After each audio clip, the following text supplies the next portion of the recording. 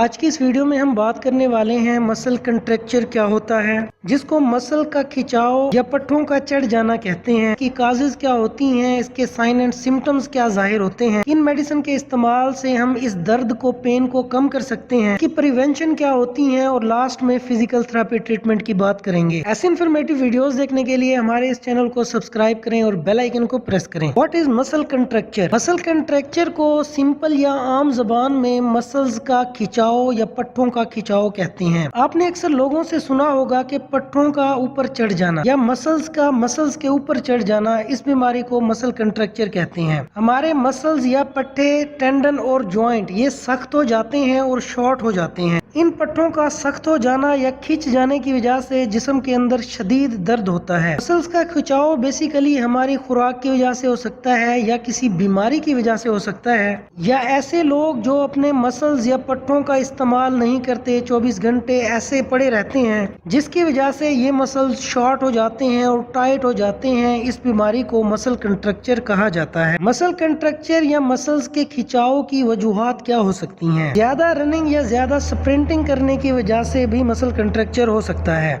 आपने अक्सर देखा होगा कि जो लोग एक्सरसाइज नहीं करते और वो एकदम एक्सरसाइज स्टार्ट कर देते हैं, और वो ज्यादा एक्सरसाइज स्टार्ट कर देते हैं, जिसकी वजह से मसल्स के अंदर लैक्टिक एसिड प्रोड्यूस होता है और ये मसल्स को स्टिफ कर देता है। लैक्टिक एसिड की प्रोडक्शन भी एक मेजर काज माना जा सकता है मसल कंट्रैक्चर का। ज्यादा वजन उठाना, जिम में ज्यादा वर्कआउट करने की वजह से भी ये बीमारी हो सकती है। बैड पोस्चर, सही तरीके से न बैठना और खड़े न होना, और स्लीप के दौरान, नींद के दौरान अपनी पोजीशन को बार बार चेंज करते रहना भी मसल कंट्रैक्चर का बाइस बन सकता है। जिस्म के अंदर विटामिन्स, न्यूट्रिएंट्स और मिनरल की कमी की वजह से मसल्स वीक हो जाते हैं, और ये मसल कंट्रैक्चर की वजह हो सकती है। तेज बुखार के अंदर जिस्म के अंदर ब्लड के सेल्स टूटना शुरू हो जाते हैं, जिसकी वजह से एनीमिया, खून की कमी हो सकती है, तो इसकी वजह से भी मसल कंट्रैक्चर हो सकता है। प्रेगनेंसी के दौरान भी मसल्स का खिंचाव एक आम बात मानी जाती है। साइन एंड सिम्टम्स क्या हो सकते हैं? जिस्म के अंदर शदीद दर्द होता है और जिस्म की मूवमेंट और हरकत रुक जाती है। मसल्स, टेंडन या जॉइंट स्टिफ हो जाते हैं।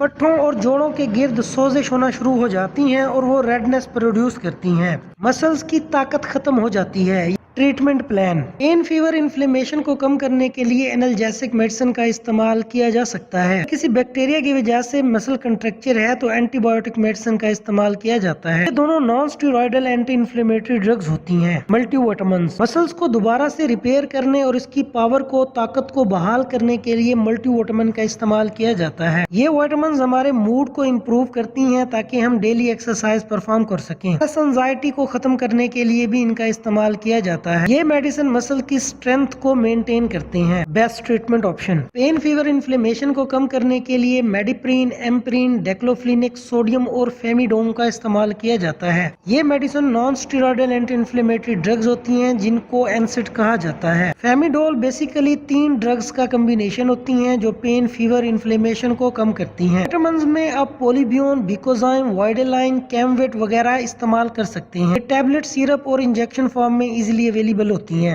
ऐसे इन्फॉर्मेटिव वीडियोस देखने के लिए हमारे इस चैनल डॉक्टर शेर जमान को सब्सक्राइब करें और बेल आइकन को प्रेस करें।